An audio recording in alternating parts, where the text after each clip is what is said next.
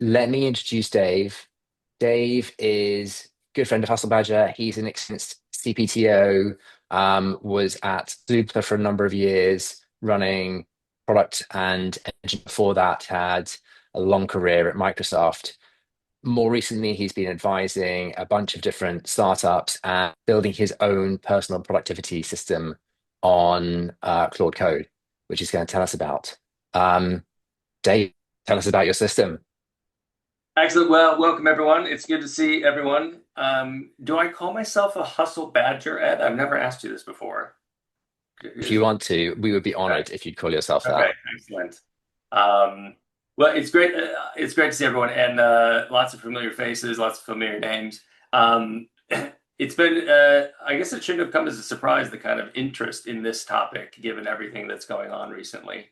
Um, I've been working on this probably since November of last year, really with the advent of or the launch of Opus 4.6 from Claude, from Anthropic.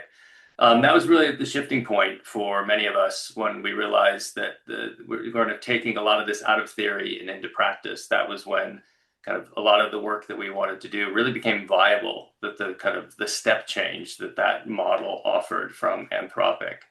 Um, and I immediately tried to put it to work, building out kind of and automating a lot of the formulaic work that I do. I was thinking through the best way to tackling this today, both because we've got a broad audience, probably a very varying levels of familiarity with the tooling. And then secondly, and perhaps most importantly, given that everyone's expecting a demo, I think it does say in the description that the system is largely headless. It is all running really in the background. And so I've come up with a few ways of trying to show a demo, but we will walk through the concepts, we will walk through the approaches. I will show you a little bit of what everything, how everything works behind the scenes.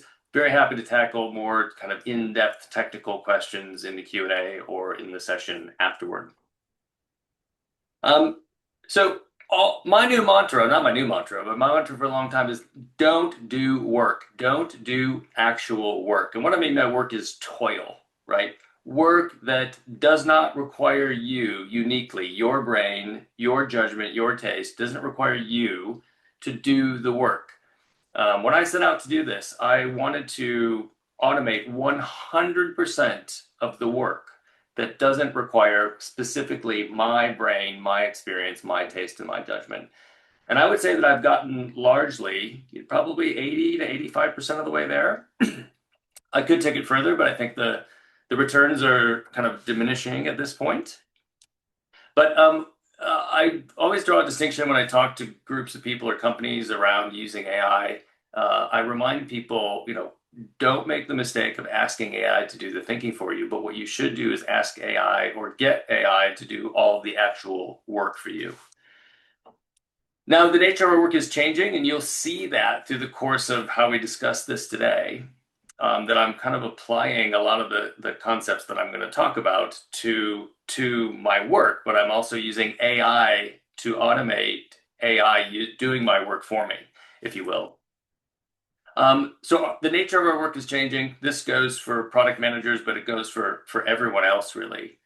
We are moving away from doing actual work. The capability of the frontier models, Opus 4.6, Opus 4.7, the latest from OpenAI, like they are capable of doing most of the formulaic kind of tasks, the routine tasks that we all do as engineers, as designers, as product managers, um, incredibly well at this point. And I see Matt Hughes on the call. He's from a very cool company in Germany called Moya. I talked to Moya this morning about this topic exactly, about how the nature of work is changing. And so we're going to move away from doing work to then doing very different kinds of work. But we're not going to do work. We're going to define how work gets done in a system. And largely the robots will be doing the work for us. We're not going to judge work, but we are, or the quality of work, but we are going to define the criteria by which work gets judged, the work of the robots and how it gets judged. We're not going to analyze data. And I think the models are getting really, really good at this point in doing all of the analytics that you would expect from an entry-level analyst. Um, so we no longer need to do that analysis. We no longer need to wait around for someone else to do it, but we do need to decide what gets analyzed. And we're not going to be answering lots of questions. We're not going to be doing lots of desktop research and kind of focus work to answer questions, but we will be increasingly called upon to be incredibly thoughtful about the questions that actually get asked of our systems and of the robots. So this is the nature of work for all of us is changing. I want to take you back to the problem that started all of this for me and led me to creating this system that we're going to walk through today. I have been an operator for 25 years, as I've mentioned. More recently, I've been spending my time with a lot of earlier stage businesses and coaching executives. And the admin overhead of that very quickly became the bottleneck in my ability to kind of grow my personal business, my personal company, but also to really, I think, provide the highest level of service and the highest level of value to the companies I was working with. If I was working with kind of half a dozen at any one time early stage startups and anywhere between 6 and 12 kind of product people, CTOs, CEOs, etc., my ability to just handle that overhead, to handle the communications overhead, the admin overhead, there was so much of it that I was starting to drop things. I was starting to discover 5 days later that someone had asked me a question that I had never responded to, or that I had allowed 2 meetings to get scheduled at the same time. And I had, half a dozen Slack instances from different customers, and some customers were storing information in Notion, and others were doing it in Confluence. Some people really like to do all their communications in WhatsApp, and others use it in email. And by the way, I had 4 or 5 email accounts. So all of this non-work, right? This kind of non-unique to me, requiring my brain work was really limiting my ability to keep the quality high, but also to scale the business. So that was the problem statement that I was trying to solve. And I touched on these things, but the thing that really kept me up at night was kind of dropping the ball, dropping obligations, and having someone ask me for something, or having when I've committed to something that I didn't get it done on time, or that I completely didn't get back to somebody when they needed some help in a moment. Because that was one of the kind of acute things that I was really solving for. The other thing that was a nice to have, but has ultimately become really to rely on it, is kind of prep. I do quite intense coaching sessions, and if I do those across 6 or 8 or 10 different people, in a given month, just be regaining the context of what was discussed in the last meeting. Also keeping the context in terms of what are our overall priorities and goals for the coaching engagement in general. Like just having that information to hand served up to me without me needing to go find it or remind it has added a ton of value to the work that I do. I also do a lot of other kinds of very kind of formulaic processes. I wrote proposals for coaching. I write proposals for doing speaking engagements. I do a lot of due diligence for several different venture capital firms. Most of that work is formulaic. It only requires my brain, my judgment, my experience in certain parts. And so again, and a lot of it is very time consuming and very repeatable. So that was the problem statement that I was trying to solve for. After implementing this, almost all of the work that doesn't involve me uniquely adding my opinion or my observations has been automated. So all channels, kind of WhatsApp, Slack, everything is triaged on a daily basis. And all of that, those obligations. So if I say I will get something to you, or if someone asks me to do something, all of those get captured from meeting transcripts and added to Todoist, which is my to-do manager, automatically.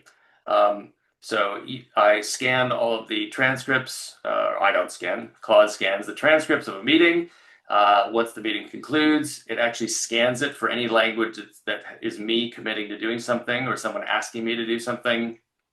And it automatically then adds that as a task in Todoist. So it picks that up out of the language. And I've gotten so far, and I'll talk about this probably again in a little while, I've become so reliant on the transcripts from meetings. I've started to verbalize things for the transcript for the purposes of Claude picking it up later. So I have certain routines where I put in words into the actual conversation, and Claude knows to look for those and knows what to do with them. So I've all of that toil, kind of all of that manual labor has largely been automated and gone away.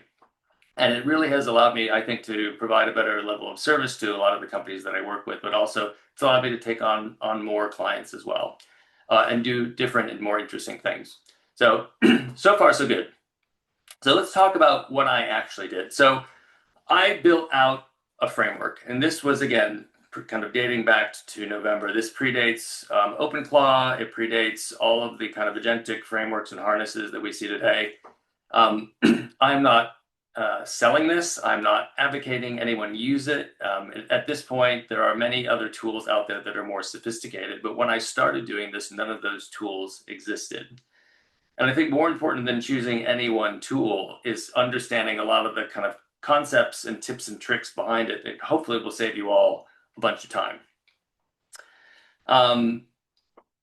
So if I take doing a tech DD assessment, for example, let's just break that down into its component steps. Now, I'm not going to go through each of these. I just wanted to illustrate this for you. I'm happy to share these slides out with everyone if they want to take a look at the detail. But this is the mindset that you shift into when you start thinking about not doing the work itself, but designing the work or designing how the work gets done. So from the moment that I schedule a DD engagement with a company, probably 90% of the entire process of doing that assessment is now automated at this point. From the moment that it goes in the diary, the company gets an email with a discussion guide. It sets their expectations. It does the scheduling of the meeting, the back and forth negotiation for when it's going to happen. If they send me anything, it gathers it up and analyzes it. There's an important point here that I want to call out, which is, and we'll get into this in a minute, but I have two roles that play a pretty significant part in all of my routines, which are an anonymizer and a de-anonymizer. This takes any kind of client-specific or people-specific information, so the names of people, names of clients, etc., and removes them from the transcript before they get sent to the LLM. And then I can go through an entire routine, analyze things. My code inserts placeholders. It says CTO or speaker number one or company number one. I can go through the entire routine, do all the analysis, and then out the other side, deterministic code, so not handing it to an LLM, but just scripts running locally on my machine will then replace the actual names of the companies and the people back in before producing the final result. A lot of people have suggested that that's overkill. I do largely most of my work with Anthropic. I have an enterprise agreement. There's an agreement not to train on the things that I send them. But I think, for the purposes of my integrity and my commitments to my clients, I think it's an important part of the workflow. So the point is this: there are a bunch of steps, there are a bunch of roles, there are a bunch of tools and skills that put together build out a routine, what I call a routine, in this case, the tech DD assessment. So I want to break this down into the pieces, the kind of conceptual pieces, and then I'll show you one in action. So from the bottom up, all of these things are routines, and they're comprised of a number of different conceptual models. So at the very bottom are tools and skills. So tools are the actual connections to external services that you need to do a lot of this interaction. Kind of get it moving out of just interacting with Claude or OpenAI or anything on the desktop app where you're cutting and pasting and moving back and forth. It's one of the biggest leaps you can make in terms of productivity. There are connectors. Variously, they can be called MCP servers. They can be called any number of things, but there are connectors to almost every tool that you as a product manager would want to use, and I'll show you a list of them later. But in order to really automate this and get the most out of it, you're going to want to have a set of tools that you use to connect to the knowledge, the information, the tools that you use on a daily basis to automate them. Skills are capabilities. All of the models have their own versions of skills. In the case of Claude Code, they're actually called skills. In the case of OpenAI, they're called something else, and Gemini calls them gems. But they're all conceptually the same thing, which is an agent with a set of capabilities, a set of context, and for very specific purposes. So at the bottom of our kind of automation stack are a set of tools and connections to tools and a set of skills. You can find the tools out on the web. You can find there are libraries of skills out on the web that are incredibly useful, or you can write your own. They're very easy to build. You should never be building any of these things yourself, because remember, you shouldn't be doing any work. Claude is very capable of building any tool and any skill that you need with your guidance. Tools and skills are used by roles in my framework. So there are a number of different roles. I've got dozens of roles in my personal system. And a role is a persona that executes a very specific kind of task. It has access to a specific set of tools. So if in its execution of a job, a particular role might need to send somebody an email, it will have access to my Gmail account via an MCP server. If it needs access to Trello or my file system, then that role will have access to those with the appropriate permissions enabled. So any number of these roles out there, like I said, I've got dozens of them. But roles think of them as kind of agents that execute very specific tasks. So tasks and routines are what all these routines are kind of comprised and built out of. So if we think back to the table earlier, each of these steps is a task. In each of these steps, each of these rows is a specific task executed by a specific role that has access to a specific set of tools and skills. And a set of tasks that happen in a sequence is what I call a routine. I think that's a fairly common use of the language at this point. But routines are the things that ultimately get run. So that TechDD routine is something that gets triggered when a meeting finishes. That's the TechDD interview. And it executes all of those steps in order to, when I have a nice polished TechDD report ready to email sitting in my inbox. So you've got skills and tools at the bottom. Skills and tools are used by roles to execute tasks that are a part of routines. That is the mental model or the mental framework built here. And again, this is fairly common. If you look across OpenClaw or the agentic flywheel, this kind of terminology and this kind of general stack is very common. So this isn't specific to anything that I've built. And I think that's important. In fact, even since I created this presentation last week, Anthropic has released a new feature called routines, which I haven't had a chance to look at. But I'm assuming that it's something very much like this. Anthropic's been absolutely amazing about really fast following what's happening in the zeitgeist and then delivering that as a feature very, very quickly. I'm still glad that I did this. I learned an amazing amount about using Claude Code, and kind of how to design these kinds of frameworks. But at this point, I'm not sure that anyone on the call necessarily needs to use any of these kind of more comprehensive frameworks, because they're becoming features of the tools of the frontier models at this point. But if you want to, knock yourself out. So I just want to talk about one of the roles, because it's an interesting one that I have. And the role is the ghostwriter. And the ghostwriter is a role that I use across any routine that involves creating text that is supposed to sound like me. So it is a role that is reused in kind of probably 10 or 15 different routines that I have. And the interesting and beneficial thing about having a single role is that every time I update or improve that role, all of the routines that call that role benefit from that. So I'm not making the mistake of trying to create kind of a email sending kind of role that it tries to capture my voice for email, and then a different role that when I'm writing something more long form. I focused on creating a single role that does that task very well. It'll take text from any input, from any routine. It will then turn it into my voice, whether it's, familiar, long form, short form, etc. Um, I see the question. I'll jump on that question in a second. A lot of people, Tim asked the question in the chat, why do you need both roles and skills? They're used interchangeably at this point. As particularly in Anthropic, I think they mean the same thing.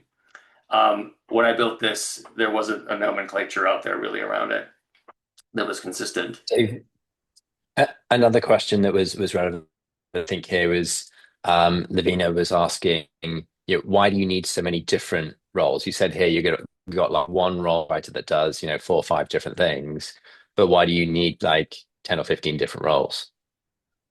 Um, this is partially a legacy from when context windows were smaller, and the LLMs were less reliable. So go back 6 months, all those years ago to 6 months ago, when we didn't have million token context windows and the models were a lot less sophisticated. You would, if you tried to give an LLM a multi-step process that was kind of with any level of complexity or any level amount of context, the reliability would dramatically drop off as the amount of context or the number of steps increased in what you were trying to get them to do. So one of the tricks of the mitigating approaches at the time was to break the kind of tasks down into smaller and smaller parts and launch a separate invocation of Claude for each of the individual steps. So each of the smaller pieces had its own context window, and it was only trying to execute one step. So so I ended up with a library of roles. I don't use a lot of them anymore, but there are some that I use all the time. But the ability now to add in a lot more complexity and context for any one given role is a lot higher than it was 6 months ago. Anyways, that's why I have a number of them. But they are, they are discrete. I try to keep them kind of really well, kind of be really thoughtful about kind of keeping them focused on doing one thing really well, reused across multiple routines. So every time I make an update to that role, all the routines that use them benefit from them. So in the future, as context windows, yeah, it will. I think they will collapse into future roles 100%. Hi, Lavina, by the way. I used to work with Lavina like 20 years ago. I haven't seen her in 20 years. So how does this work? So in terms of the ghostwriting role, all of these things that I'm going to show you today are text files. It's a really boring demo, I'm sorry to say. But all of the routines, tasks, roles, everything are codified in text files that are then interpreted by Claude at the quote unquote runtime. So in the case of a role, it's a prompt, it's a detailed prompt. I have captured a library of examples of my actual writing. I've got 15 years of email. I've got dozens of versions of proposals and documents and strategy documents and things that I've written. So I tossed them all into Claude. I said, analyze my voice, describe it in a prompt, kind of capture the key habits and practices that I have, and put all those into a prompt.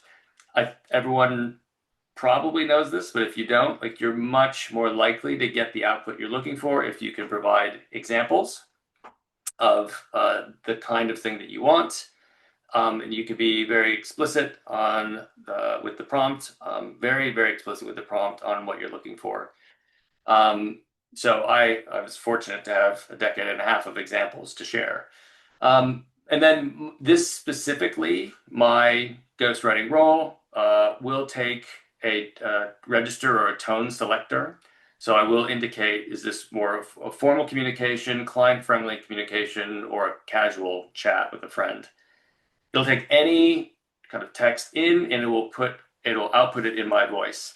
Now, the reason I wanted to share this one was that I've done something that I really have found a lot of value in with the ghostwriting role in particular, which is I've created a reinforcement learning human feedback loop kind of tool to constantly be improving the output so it gets closer and closer to the way I actually write things.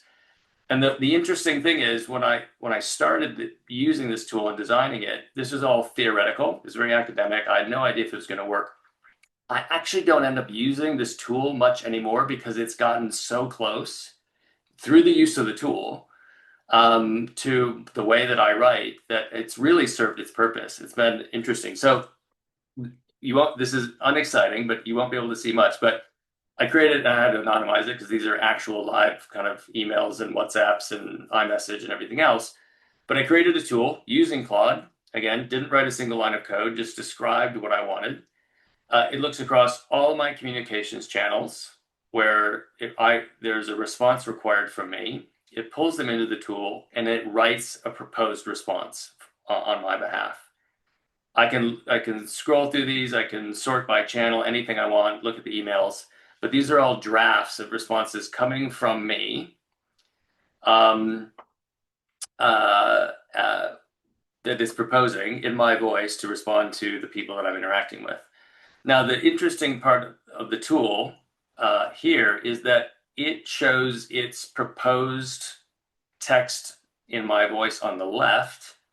I then write, if I don't like what it wrote, if I want to edit it at all, I write what I would actually do, how I would actually respond on the right. And when I hit send, it sends it, obviously. But it also then looks at the differences between what it proposed and what I wrote. And if there is anything meaningful that it can assess from that, it actually goes back and changes the prompt of the role itself.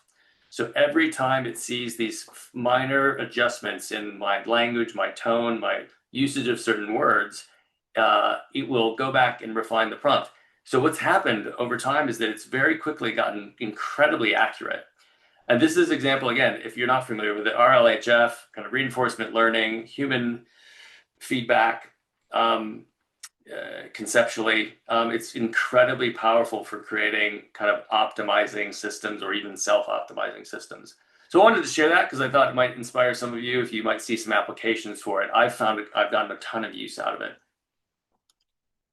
Ed, I'm looking more at the screen than the chat, so shout out if stuff pops up that you want me to answer when we're going through. Will do. Just a quick one on that tooling. How long did it actually take you to build that tool?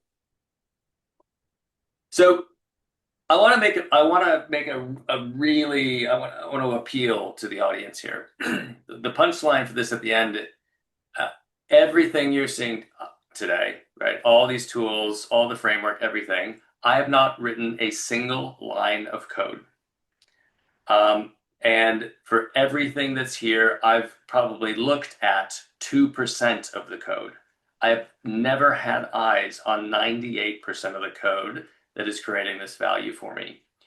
And I think that's really key, particularly for a product management community, because I think vibe coding and all the kind of stigma at this point around vibe coding and everything else, like I think the models have moved on enough that that is no longer an issue. You do not need to know how to code or be comfortable coding in order to produce things that are highly, highly valuable. Now, would I go out and sell this to 100,000 people off the back of that? Probably not, but it's working for me. So to answer your question, Ed, it took me about 15 minutes to build that tool using Claude. And guess how much of those 15 minutes was spent writing the spec? 14 of the minutes.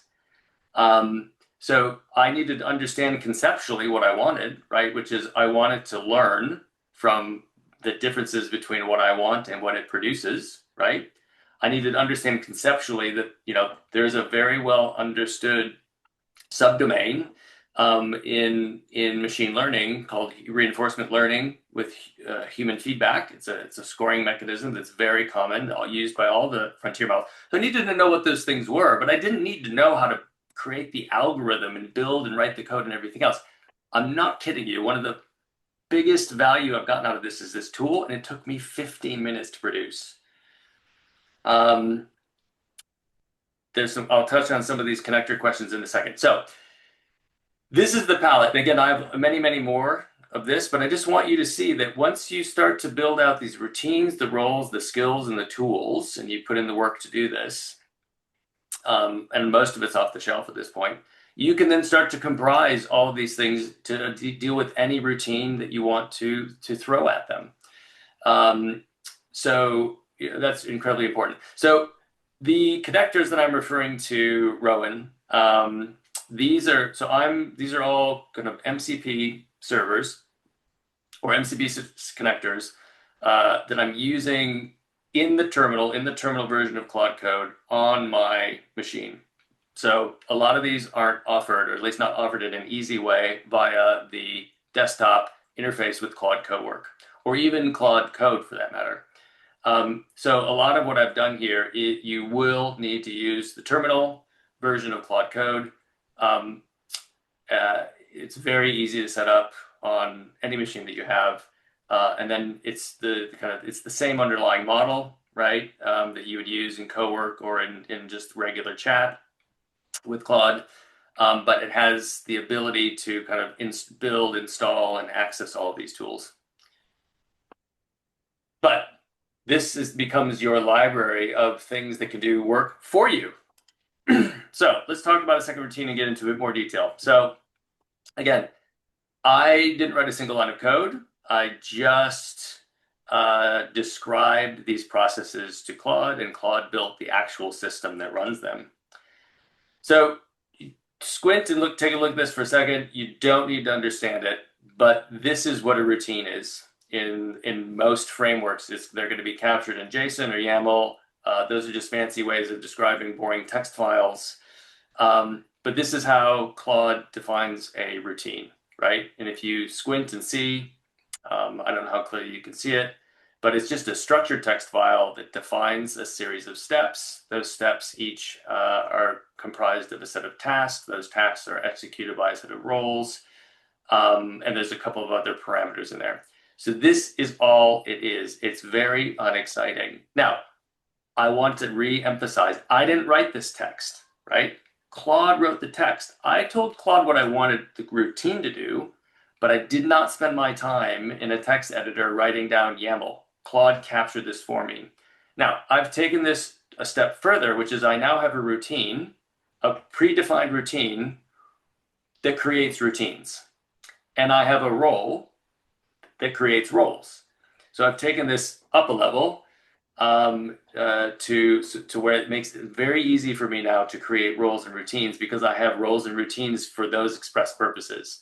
So at this point, if I'm about to do anything, any new kind of work, my first instinct is, can I turn this into a role or a routine? Because it just takes slightly longer than it would for me to actually do the work.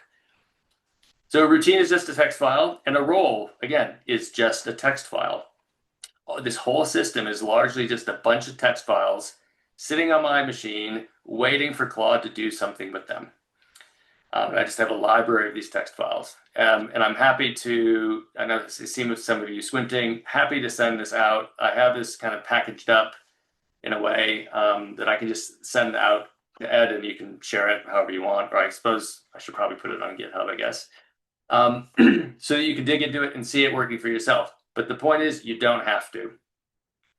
You really don't need to get into it unless you're curious about how it works. So once you've defined all those text files, the roles, the routines, etc., then you need to run them. Now, there's a couple of tips and tricks here, which I found really useful, and this really unlocked everything for me. So there's three ways that you can do this. And what we're doing is invoking Claude. So Claude Code in my case, we're invoking Claude Code to run a routine. Now, if any of you have dabbled in building anything where you have to call out to an Anthropic API, you are of a mindset that you have to call out to the API, you have to have an API key, and you have to pay for every one of those interactions. Now, but if you have a Claude Max account or any subscription account for that matter, you don't need to do that. You can call Claude programmatically and have it work against your subscription, not explicit API calls. Now, this is not something that I discovered. This is something that a brilliant technician named Steve Yagi discovered and popularized. He's built a framework called Gastown for doing kind of massively multi-agent parallel development. I stole a lot of the concepts that are in this framework from him. I call this the white collar Gastown, which is just how do you take a lot of the concepts that he used for automating engineering tasks and use them to automate the tasks that all of us do every day from a productivity perspective. So there are three ways that you can invoke it. The first is interactively. So I could just in any session say, hey, Claude, can you go and finish that DD task? Or can you go and rewrite this coaching proposal, but can you do it in my voice using the ghostwriter? That's the easiest part, but you do that manually while you're interacting with, going about your day and interacting with Claude. Where it gets more interesting is when you can start to kind of call these as a part of other programs or skills, or you can do it programmatically. So a lot of my routines just happen, they run on a regular basis. And all of kind of modern operating systems have facilities for you to run kind of low-level scripts on a timer or on a regular schedule. It's in Linux, it's called cron. On the Mac, it's called launchd. On Windows, I can't remember what it's called. But the good news is you don't need to know, because all you need to do is ask Claude to set this up for you. Again, you shouldn't be doing work. Just ask Claude to do the work for you.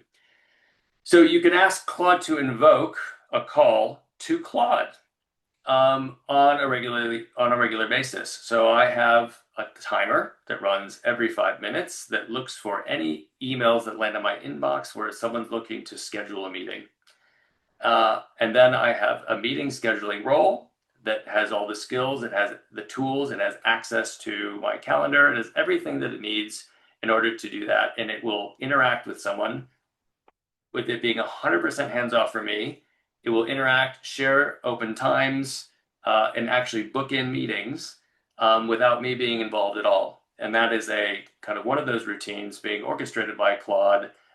It runs every 5 minutes. It looks for, are there any emails that are around scheduling? If not, it just shuts down. And then another 5 minutes later, it starts up. So you can invoke it automatically on a timer, or you can invoke it programmatically from any script or any app or any routine that you have. So routines can comprise other routines. And so this becomes incredibly powerful if you want to kick off, because a lot of what you'll hopefully end up building is kind of a combination of deterministic code and code that uses the LLM. And so you can call Claude sessions from deterministic code in deterministic apps, and vice versa, of course. So there's three ways to actually start to run a lot of, to run these. I have not tried OpenClaw, mostly because I already had this running and it was working for me. There's a question in the chat around it.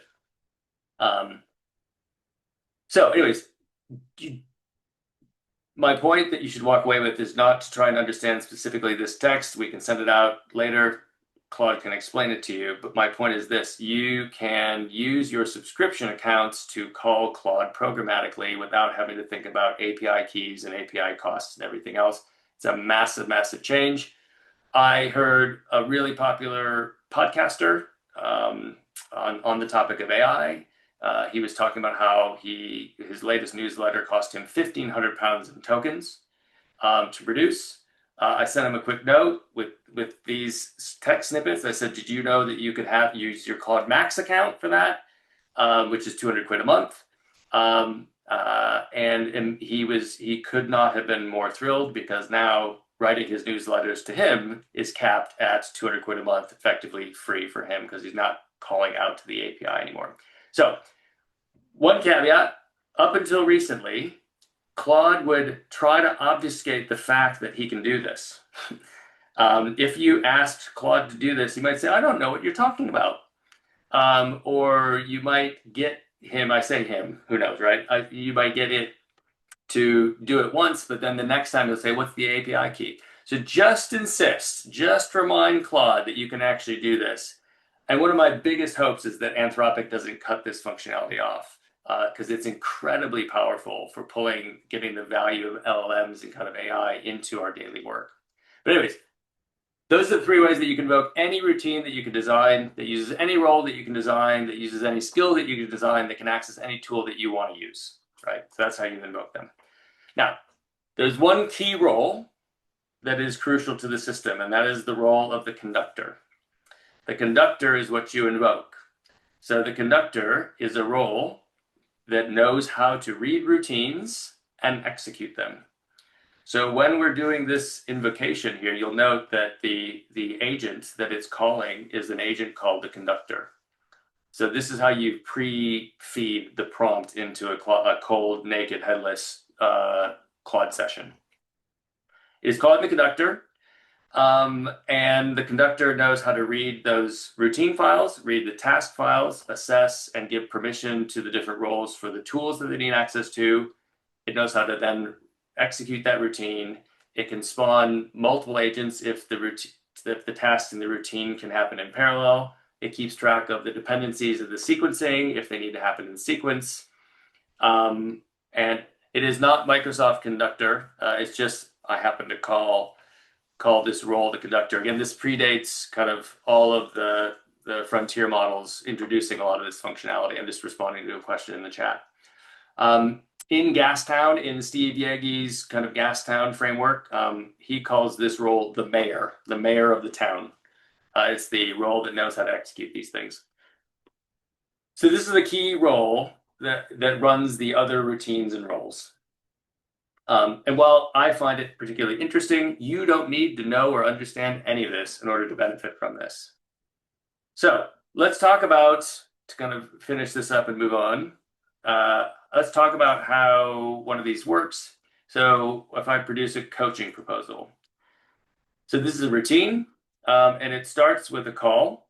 So it starts with me doing a call with the potential clients. There's a watcher running, so one of those on a timer routines running, and it looks for a new meeting transcript to land in the database, and then it analyzes the transcript to see if it looks like a coaching proposal assessment call. If it does, and that hands it off to the classifier to make sure that we think that that's the case. But as soon as it determines that this is indeed a prospective coaching call, we'll talk about optimizing agents for speed and tokens in just a second. Someone remind me of that question. Then in parallel, it spawns 2 separate,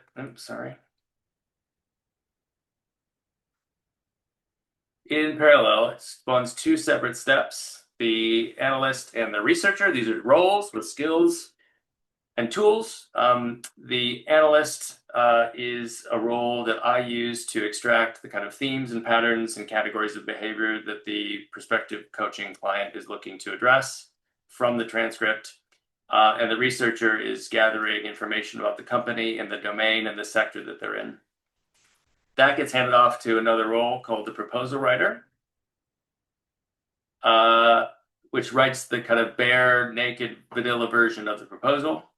That then gets passed to the ghostwriter to turn it into a proposal that sounds like I would write. And remember, these are based on dozens of proposals that I've written in the past that I've used, given it as examples. There's a role that reviews it. This reviewer role is a key one in everything I do. It makes sure that any claim made in any document that it looks at can be traced back explicitly to mentions in a transcript. This was originally meant to avoid hallucinations. This used to be a problem. It is very rarely a problem anymore. Very rarely does this role these days catch anything where it just hallucinates a claim in a document that can't be traced back to somewhere in the transcript. If there's an issue, I will get a notification saying, "Hey, I've looked at this. There are a few things that you need to decide on, Dave." In which case, I might suggest some changes, and it'll send it back through the process from proposal to ghostwriter to reviewer. And if I'm happy with it, it goes through and it lands in my inbox. And what I have in my inbox is a proposal ready to forward on to that prospective client. So that all happens, unless there's some major things that it flags, that all happens without me doing anything except having that initial conversation. I've codified all of my judgment, the patterns, the proposal style, my writing style. I've taken the time to build that out and codify it. But once I've done that, now I just string together the routines. That all happened without me having to do anything. There's a bunch of really interesting questions in there. I think we can move on to those. I just want to emphasize this to finish up. Everything you've seen today, I don't even know how many lines of code it is, frankly. I've not written a single line of the code, and I've barely looked at any of it, but I have a really robust working system that is providing an incredible amount of value to me. There's nothing I know other than, having really spent some time researching this, and just because I found it personally interesting, that all of you don't know. You can go out and start using one of these frameworks today and get a massive amount of value out of it. Don't be intimidated by the fact that you might not be an engineer. You do not need to be an engineer in order to do this stuff. So remember, don't do work. That's the whole point of the talk. Let the robots do the work for you. And now we can jump into questions. I realize I went quite long there, Ed. I hope we're okay on time. Dave, that was amazing. Yeah, from my side, no time limit. We can stay on the call as long as you've got time, Dave, and as long as people Yep. have questions. So I could just start. You want Uh, me to pick them, Ed, or you want me to just go through the questions in the chat? if you're happy picking them, I'll let you do it. Or if you like prefer me Nope, to I'll do kind it. of facilitate. Yeah, great. Cool. So you've built a lot of principles behind OpenClaw. Have you tried it? I haven't tried OpenClaw, like I said earlier. But again, all of these kind of agentic harnesses, agent flywheel, OpenClaw, etc. Like everyone was trying to solve the same problem, and the concepts kind of all have largely kind of landed in very similar areas. Do you optimize your agents for speed or tokens, or are you mostly on Opus 4.7?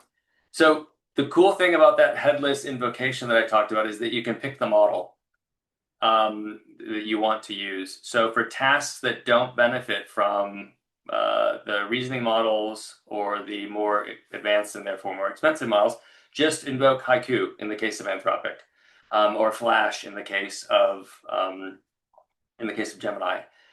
So for the kind of really simple, lightweight, fast things, just invoke a less expensive model. But for things that really do require kind of more heavy thinking, like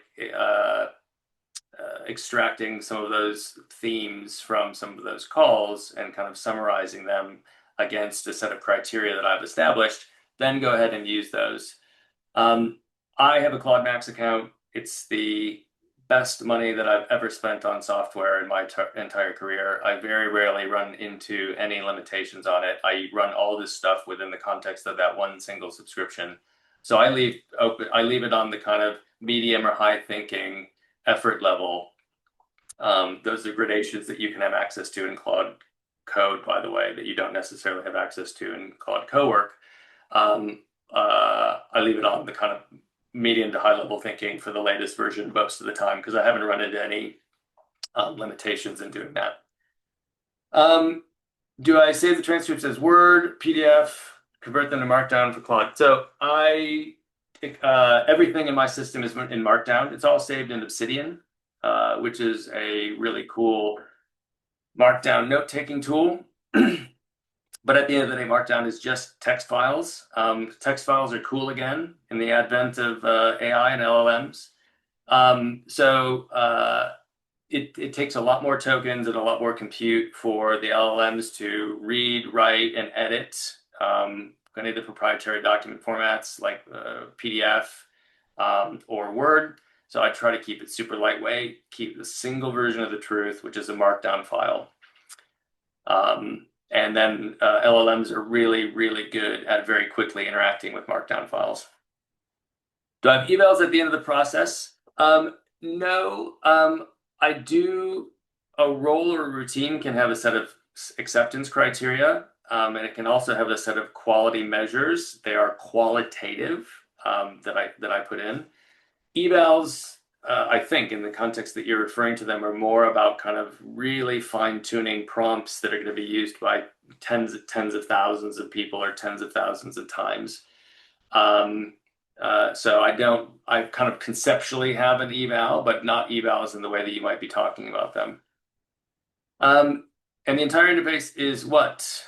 The entire interface, right now for me, I interact with it exclusively through, well, some of the tools that I showed you, like the voice tool. But other than that, it's the terminal in Claude Code. It's me having conversations with Claude, invoking these things. But most of it runs automatically at this point. It's headless and automatic, so I'm not ever running these things or starting them. They're just kind of happening automatically as certain kinds of discussions happen, certain kinds of meetings get scheduled, etc. How do you handle business development, outreaches with your system? Any thoughts on this? I think there are lots of really good off-the-shelf tools for this, and even some really good agentic off-the-shelf tools for this. So I'm not sure that I would bother kind of trying to build something from scratch, although I might have a different answer for you in 2 weeks or 2 months, depending on how fast things progress. I also, yeah, so I do, this could be just kind of mail merge on steroids. Like I do send out sometimes emails to multiple people on a topic at the same time.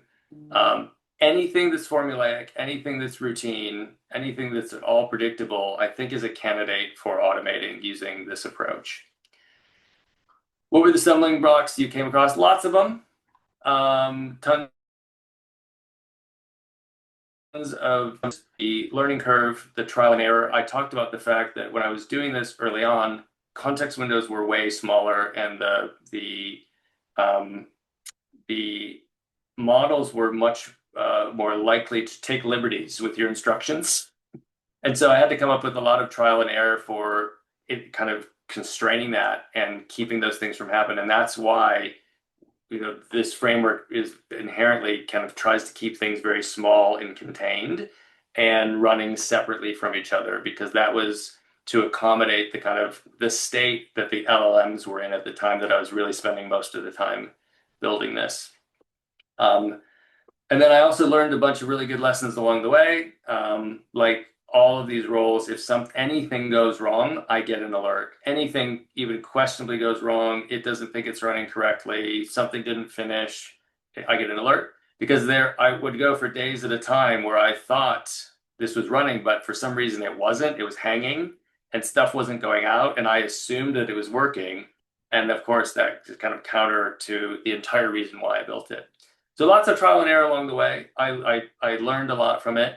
I tried to build a lot of that robustness into the framework, but again, you'll get that off the shelf from OpenClaw or Agent Flywheel or any of the kinds of agentic harnesses that you can go out and get today for free. Can Claude go do CRM activities? 100%. I have my entire CRM built by Claude in Obsidian. I have all my notes, my history, my timeline, links to all the meetings and transcripts that I've been in with anybody in Obsidian, in CRM. I have a role called a headhunter. If someone sends me a job description, if a company I'm working with sends me a job description, I hand that to the headhunter, and the headhunter will go through my CRM and look for people who are in roles that have the characteristics that might be well suited to that job. That happens all automatically. It'll send back the candidates for me along with links, their LinkedIn profile links. So it's really good, really conducive to doing CRM like that. I love it. It's one of my favorite features of the system. Is all this stuff executed on the local computer. Yes, I have a dedicated Mac Mini that runs it. Again, the options out there are really becoming very robust and sophisticated at this point. There are a lot of cloud-based services that offer you really sandboxed kind of environments to run these things in, so that you can constrain kind of a lot of the kind of risk that you might have from running it on a local machine. Also, you don't have need to have a local machine turned on and running all the time to do it. This feels more like personal software built on your computer with Claude Code rather than running completely inside a Claude Code terminal. Yeah, that's what it is.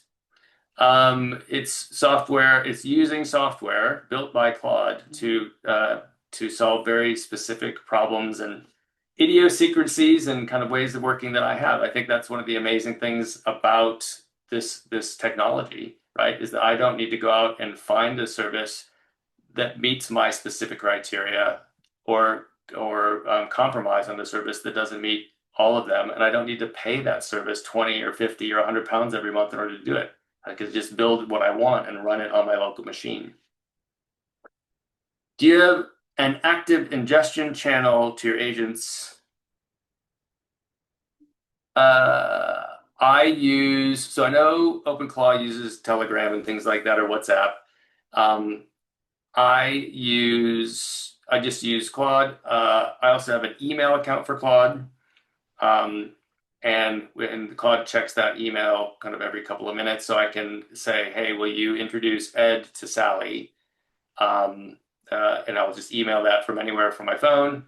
Claude will pick it up, read it, go into my CRM, find Ed's email, find Sally's email, and then send an email to the two of them introducing them. So I use a kind of async like that.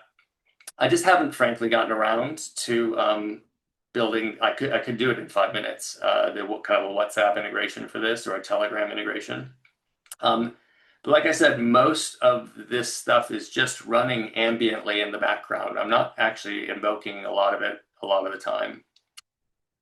What happens when your laptop is asleep? So I just leave the Mac Mini on all the time. They're very power efficient, and it's just running 24/7. But again, I have the dedicated Mac Mini for doing this. Most impactful ways you reduce token usage. So this is there's a lot to be learned here. I'll touch on a couple things, and then if we want to go into more detail later, we can. But also, you can ask Claude to observe your behavior and give you coaching on how to reduce your token usage. Like, you don't do work. Just ask Claude to do it. Say, hey, Claude, how can I use fewer tokens? So there's a couple of things. One is, you all may know this, or many of you will know this, but these context windows, these million token context windows, are great if you have really hard, complex problems. But they also can be very dangerous, because the way that the system works is that every time you interact with Claude or any of the LLMs, it's sending that entire context window back and forth every time. So the longer the context window gets, the more tokens you're using up every time. So if there's any information in your chat, in the context window, that isn't relevant to what you're trying to do, you're literally wasting tokens. And so keeping the context window short, clearing the context window, compacting the context window, a lot of this you can automate or do manually in Claude Code. But keeping those context windows short is absolutely key.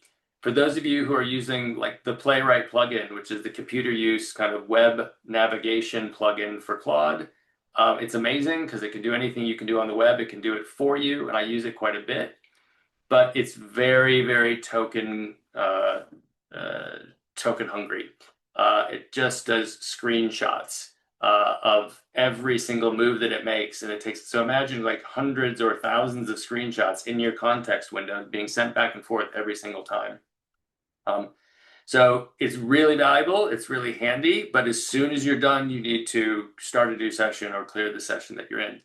Also, we talked earlier about model choice. So the higher kind of the reasoning models, or the more heavyweight models, are overkill for most things. You can always use the light and fast models to get most things done at this point, really. Only the kind of most complex things, the hardest things, or if you're building out a UI or something and you really want it to look great and professional, you can invoke the reasoning models, etc. But for the most part, you can get away with using the lighter weight models most of the time. This is a whole category in itself, but those are a couple of top tips. Is your OS mostly running on YOLO dangerous mode? Or do you have any issues giving too much autonomy to agents? I actually had my first issue the other day. So one of the first things I did was because the MCP for Gmail will basically give, or at least in the earlier days, it would basically give Claude or the LLM access to any functionality in Gmail, including sending email. So I didn't want obviously accidental sends out to randomly, I've got thousands of people in my CRM. I didn't want to suddenly for it to start emailing those people or emailing clients or things like that. So I had Claude, again, I didn't do this. I had Claude build my own MCP server for Gmail that did not have send functionality. It only had draft functionality. And so any email that ever got sent from me at the time I would go into my drafts, I would read it and then hit send myself. It didn't have the ability to send on its own. So I have taken some steps to constrain it. That prompt invocation mechanism that I showed you, you indicate the permissions that you're giving to that session in the prompt. So you can give it the permissions that it needs in order to do it. Now, I have a little app that Claude wrote for me that will ping my family's WhatsApp group if my son's train that he takes to go to school isn't running on time, so that we know that we need to get him to school in a different way. It looks at it every morning, checks the trains, and will send us a WhatsApp. I was testing that out the other day and adding some functionality, and it decided to just send a test message to my family's WhatsApp group. Now, no harm, obviously, in terms of it was just my wife and my son, and it was a test message, but it was the first time in many, many months where it has done something that I explicitly have rules in the role that tells it cannot do. It cannot send messages to and through any of these communication channels without my permission, and it did it, and I don't know why.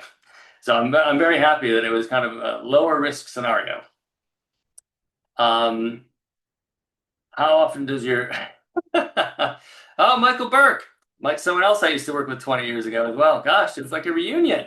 How does your ghostwriter swear? Michael knew me at a time when I probably had worse language than I have today. Any more information on the anonymized you referenced? So I did spend some time on this. This is deterministic code that Claude wrote. And when I say deterministic, I mean it's not relying on an LLM. Deterministic code that goes in and takes out names of people and companies and puts them in a dictionary and replaces them with a placeholder. So the thing that ultimately gets sent to the LLM is a transcript or a document or whatever, but instead of saying, this is a coaching proposal for Michael Burke, they'll say this is a coaching proposal for person number one. And so all of the processing and analysis that the LLM subsequently do on that document, they're referring to person number one. And then the reverse happens at the end, which is when it's ready to produce the final document. It goes back, it looks at the dictionary, and it replaces person number one with Michael Burke. So again, I didn't build it. I just conceptually knew that that's something I wanted to do. I didn't want to be sending people's names and company names off to the LLMs. Again, I do think that's probably overkill, but it's built at this point. So I let it go. It's never caused me any issues. What is the single best thing this new operating system has helped you with? From my friend Mark from Numi.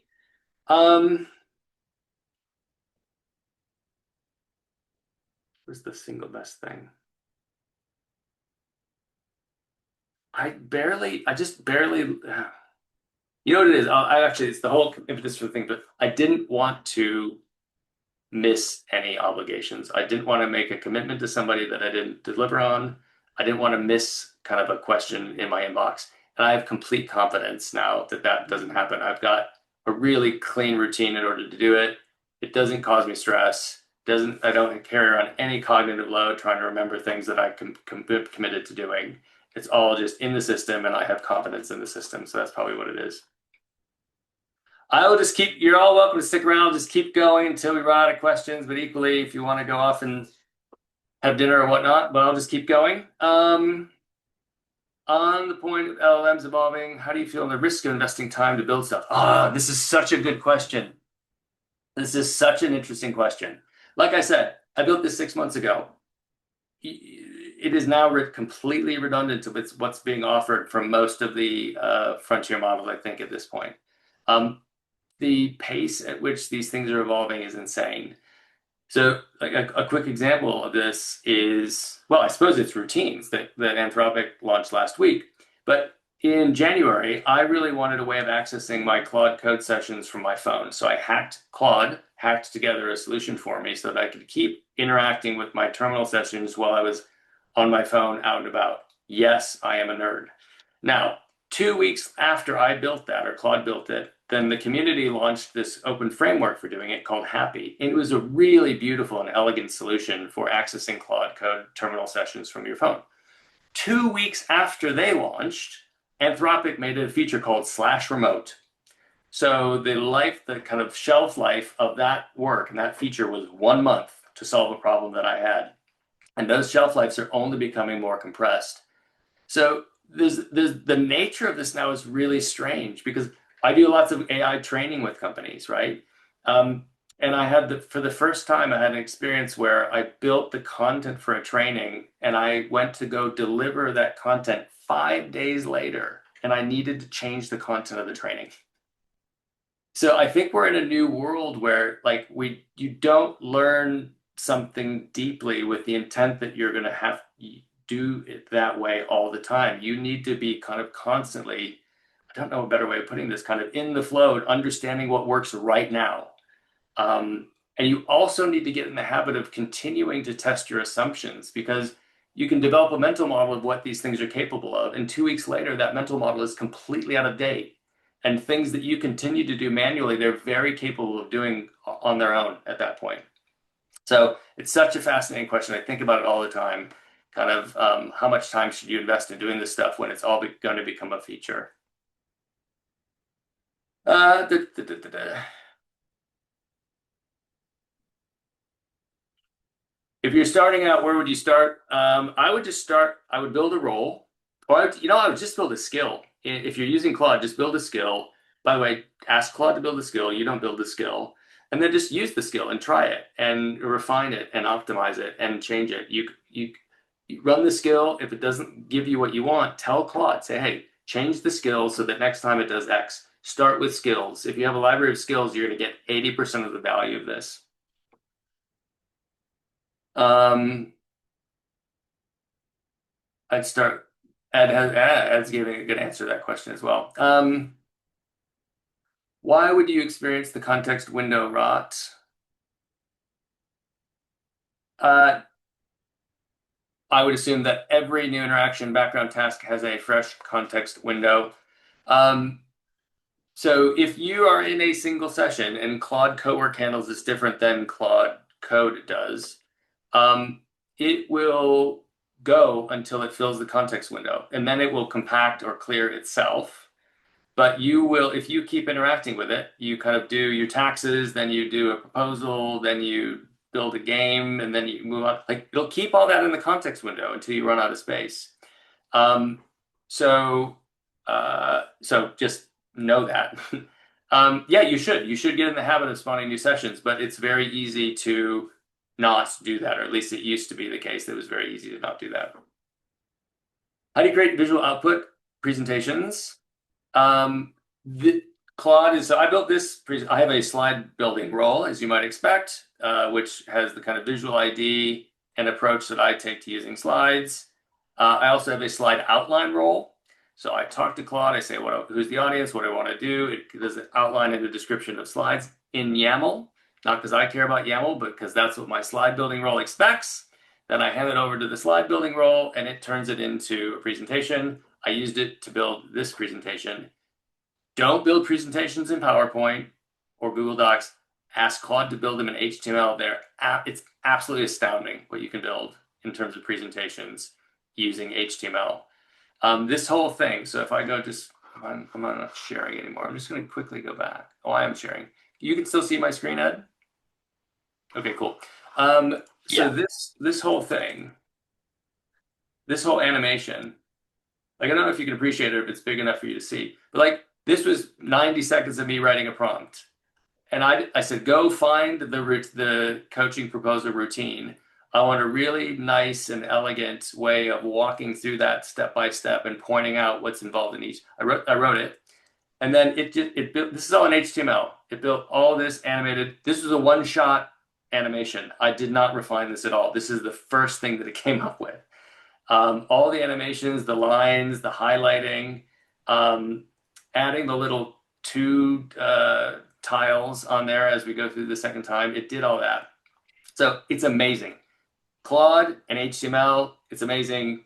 Use it. Don't try to use PowerPoint. MARP is good, but MARP is not good. MARP is a markdown app for producing slides. I don't think MARP can do animations though. So just use HTML and Claude. All right.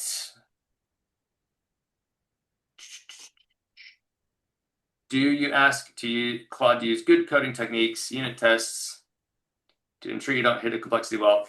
100%.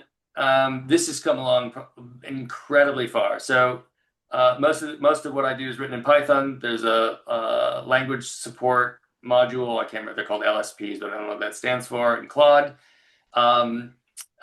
For most programming languages, including Python, there's native skills offered by Anthropic in this case, but they're offered for all the models to do code reviews, to do architecture reviews, to do security reviews. Using those skills just makes you an absolute kind of superhuman in terms of your ability to do this. Also, for those of you who are familiar, you can actually give Claude instructions in what's called a claude.md file for how you want code to be written and produced. So what I did there was I said, hey, Claude, go and find, you are a veteran, you are one of the world's best programmers and a veteran software architect. Go out and find the best practices and patterns out in the world in the domain of software engineering and codify them into a prompt and then make that your Claude MD. So I didn't even do the research, but I just say, look, you go and find the best practices, you write your own instructions, and then you put them where your instructions go. And so I did quite appreciate how much I benefited from that. But again, I didn't do the work. I just knew that I wanted it to be the best coder in the world for the stuff that I was building. Tips on groups, informal networking, idea sharing. Well, the obvious answer to that is Hustle Badger, I think. Isn't it, Ed? Sure is. Privacy concerns. Do you think it's better to build an anonymizer or using a local LLM? I built the anonymizer. Local LLM is fine for some tasks. They're becoming incredibly capable for the free LLMs. But there's still a reasonable amount of work in order to get them working the way you want, and you won't get the same results as you would get from the frontier models. It's just a trade-off. It's a choice for how much work you want to put into it. Terry Webb, I don't know if he left. He's it's like a reunion, someone else I used to work with. Is your orchestrator a skill that calls other skills? If so, do they use their own context windows, and when do they Yes. So the way that Claude is currently architected, the conductor, well, any session can spawn subagents. So if you ask Claude to break this down into tasks, or you can ask it explicitly to spawn subagents, those subagents are headless versions of Claude. You can hand them prompts and tasks. They get their own context window, which is important to your question. Yes, they do. And then they return a response back to the calling agent, if you will, the kind of superior agent. They return a response back. There is a way you can invoke this where they hand back their entire context window You don't want to do that. Just tell Claude that you don't want to do that because that defeats the entire purpose. You just want them to hand back the response, or even better, write to a text file. Capture the state or whatever the work that they did in a text file and have the conductor agent read the text file as opposed to trying to do interagent communication. Interagent communication is becoming a lot more sophisticated than it used to, and there are a lot of the kind of native agentic frameworks are starting to spend a lot of time on interagent communication. But I found that the best way of communicating between any two agents, whether they're peers or one's a subagent, is to just have them write and read from a shared text file.